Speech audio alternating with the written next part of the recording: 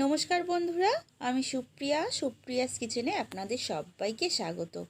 আজকে আমি বাচ্চাদের স্কুলের টিফিনের একটা রেসিপি নিয়ে চলে এসেছি, সয়াবিন দিয়ে সয়া টিফিন রোল। চলুন তাহলে রেসিপিটা দেখে নেওয়া যাক।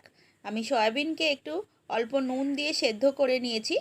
এবার সয়াবিনের জলটা ছেঁকে নিয়ে এর মধ্যে দিয়ে দিলাম 2 চামচ টক দই, আর দিয়ে দিচ্ছি হাফ চামচের মতো হলুদ গুঁড়ো, হাফ চামচ লঙ্কার গুঁড়ো, হাফ চামচ ধনে গুঁড়ো, হাফ চামচ ভাজা জিরে গুঁড়ো, আর স্বাদ মতো নুন দিয়ে দিচ্ছি।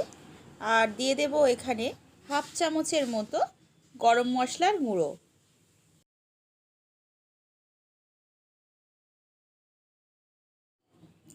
আর দিয়ে দেব 1 চামচের মতো আদা রসুন বাটা। এবার সবগুলো উপকরণ দিয়ে সয়াবিনটা ভালো করে ম্যারিনেট করে দেব আমি অন্তত 15 থেকে 20 মিনিটের জন্য। 15 মিনিট পর আমি কড়ার মধ্যে অল্প একটু তেল দিয়ে একটা পেঁয়াজ আর হাফ ক্যাপসিকাম কুচি করে আমি এটা দিয়ে দিয়েছি। ক্যামেরাটা আমি অফ হয়ে গেছিলো, এটা আমি বুঝতে পারিনি, তাই ক্লিপসটা ওঠেনি। পেঁয়াজ আর ক্যাপসিকামটা আমি 1 মিনিট ভাজা করে নিয়েছি। এবার এর মধ্যে দিয়ে দিলাম সয়াবিনটা, যেটা ম্যারিনেট করে রেখেছিলাম। এবার সয়াবিনটা দেওয়ার পর 2 থেকে 3 মিনিট আমি ভাজা করে নিচ্ছি।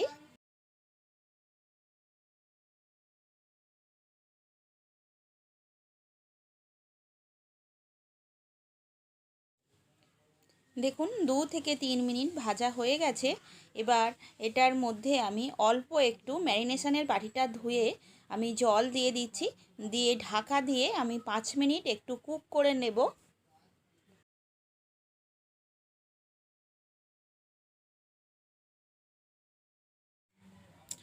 দেখুন বন্ধুরা, 5 মিনিট পর আমি ঢাকাটা খুলে নিয়েছি, জলটাও শুকিয়ে গেছে। এবার এর মধ্যে আমি আরেকটু কাঁচা পেঁয়াজ আমি অ্যাড করে দিচ্ছি। একটা ছোট পেঁয়াজ আমি কুচিয়ে রেখেছিলাম, এটা আমি এর মধ্যে অ্যাড করে দিচ্ছি। কারণ কাঁচা পেঁয়াজটা আর আমি রোলের মধ্যে দেব না, সেটা খেতে ভালো লাগবে না। তাই এই সময় পেঁয়াজটা দিলে এই গরমে একটু নরম হয়ে যাবে। দেখুন আমি পেঁয়াজটাকে দিয়েও আরও 1 মিনিট ভাজা করে আমি এটা নামিয়ে নিয়ে ঠান্ডা করে নেব। ভিডিওটি স্কিপ না করে সম্পূর্ণ দেখার অনুরোধ রইল। আর আপনি যদি আমার চ্যানেলে নতুন বন্ধু হয়ে থাকেন তাহলে আমার চ্যানেলটি সাবস্ক্রাইব করে পাশে থাকা বেল বাটনটি অন করে রাখবেন। আমি যখনই কোনো নিত্য নতুন রান্নার ভিডিও আপলোড করব সবার আগে আপনাদের কাছে নোটিফিকেশান চলে যাবে। এবার একটা বড় বাটি নিয়েছি, এই বাটির মধ্যে আমি 1 কাপের মতো ময়দা দিয়ে দিয়েছি।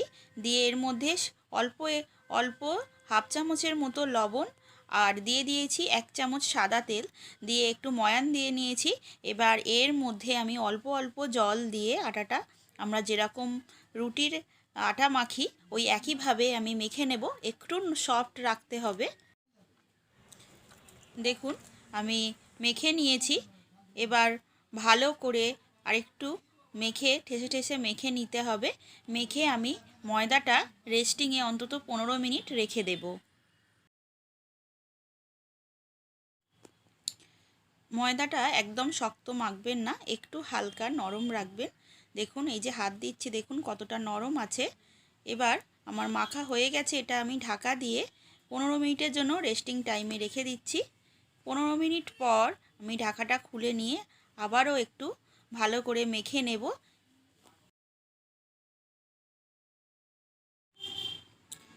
দেখুন কিচেন সারফেসটা আমি ভালো করে পরিষ্কার করে নিয়েছি। এবার এর মধ্যে রেখে আবারও একটু ভালো করে মেখে নিয়ে আমি 2টো লেচি কেটে নিলাম। এবার ভালো করে একটু গোল করে নেব, নিয়ে রুটির মতো আমি বেলে নিচ্ছি। দেখুন বাচ্চাদের টিফিনের জন্য আমরা সবাই চিন্তা করি রোজ সকালে উঠে তাকে কি টিফিন দেয়া যাবে। তো আজকে আমার এই রেসিপিটার কথা মাথায় এলো, তো আমি নিজের ছেলের জন্য এই রেসিপিটা বানিয়েছিলাম। সেই রেসিপিটাই আজকে আমি আপনাদের সাথে শেয়ার করলাম। বাচ্চারাও একটু অন্যরকম টিফিন পেলে ওরাও খুব খুশি হয়। দেখুন আমি রুটিটা গোল করে বেলে নিয়েছি। এবার আমি একটা ছুরির সাহায্যে একদিকটা আমি কেটে নেব। এবার দিয়ে দিলাম একটু তেল মাখিয়ে দিলাম, সাদা তেল মাখিয়ে দিলাম, আর ওপর থেকে ময়দা একটু ডাস্ট করে দিলাম। দিয়ে একটা ছুরির সাহায্যে আমি একদিকটা কেটে নিচ্ছি। দেখুন এবার এই একদিক থেকে এরকম ফোল্ড করে নেব, নিয়ে ঘুরিয়ে ঘুরিয়ে এক প্রান্ত থেকে আরেক প্রান্তে আমি ঘুরিয়ে নেব। দেখুন এইভাবে। এবার নিচের দিকটা এরকম রেখে এরকম চেপে দিতে হবে, তাহলে লাচ্চা পরোটার মতো এটা হয়ে যাবে। এবার অল্প ময়দা ডাস্ট করে আমরা রুটির মতো বেলে নিচ্ছি। আর যেহেতু লেচিটা একটু বড় হয়েছে, রুটিটাও একটু বড় করে বেলে নেব।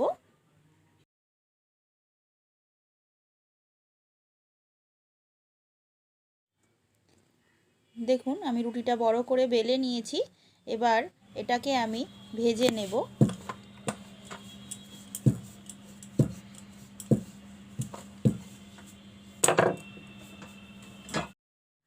ভাজার জন্য আমি একটা ননস্টিকের তাওয়া বসিয়ে দিয়েছি। এবার এর মধ্যে আমি যে পরোটাটা তৈরি করেছিলাম, লাচ্চা পরোটাটা, এটা এর মধ্যে দিয়ে দিচ্ছি। দিয়ে আমি ভেজে নিচ্ছি 2 পিঠ হালকা তেল দিয়ে।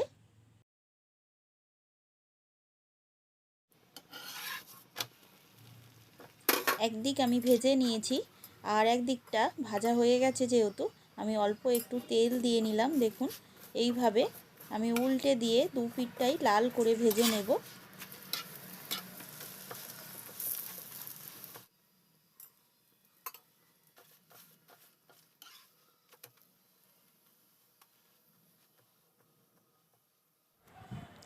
আমি দুদিকটাই লাল করে ভেজে নিয়েছি। এবার আমি এটা তুলে নিচ্ছি পরোটাটা।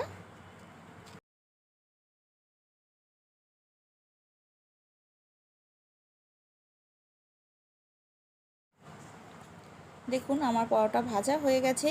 এবার এর মধ্যে যে আমি তৈরি করে রেখেছিলাম, সয়াবিনের যে পুরটা তৈরি করে রেখেছিলাম, এটা আমি এর মধ্যে দিয়ে দিচ্ছি।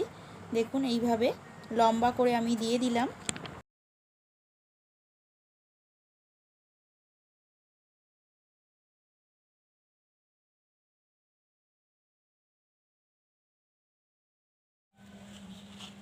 বাচ্চারা সস খেতে খুবই পছন্দ করে, তাই একটু বেশি করেই সসটা দিয়ে দেবেন।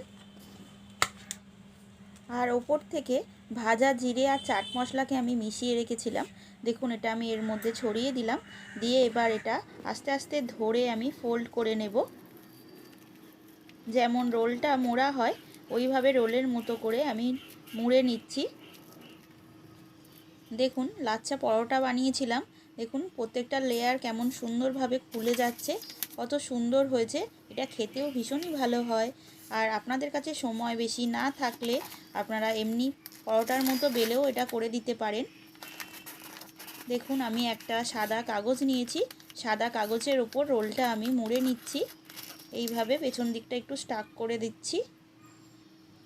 আমার সয়াবিন রোল একদম রেডি হয়ে গেছে। বাচ্চার টিফিনে এবার ভরে দেব। দেখুন কত সুন্দর দেখতে লাগছে, আর এটা খেতেও কিন্তু খুব সুন্দর হয়। আজ এখানেই শেষ করলাম, আবার দেখা হবে পরবর্তী রেসিপি নিয়ে। আপনারা সবাই ভালো থাকবেন, সুস্থ থাকবেন। ধন্যবাদ।